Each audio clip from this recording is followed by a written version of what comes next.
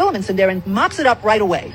But when the astroglial cell is tied up being inflamed or fighting off oxidative stress or infection, it doesn't mop up the glutamate. So the glutamate hangs out in there and just keeps irritating the neurons.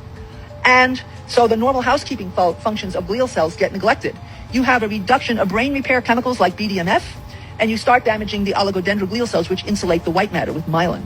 So this can cause irritation, noise, and over time damage to the brain.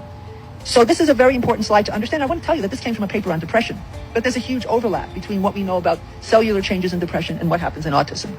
So in summary, I actually propose as a scientist that autism is the breakdown of resilience, that it's a process that goes on a moment-to-moment basis where you can't do all the things that you could do if you were more resilient.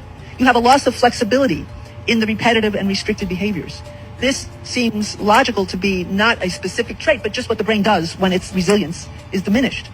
Problems recognizing facial emotion or faces. It could come from a reduction in the brain's ability to coordinate all the information that the face provides, the eyes, the mouth, all of the amazing muscles that where a subtle shift will tell you that the person is thinking or feeling something. That's a lot of overwhelm for people with autism, and that the overwhelm part may be, at least in part, related to the loss of resilience at all of the levels of the brain, the cells, the molecules, and upwards.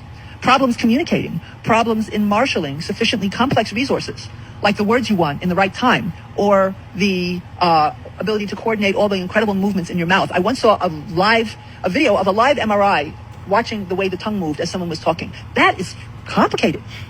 And if you have problems coordinating movement, why would that be easy?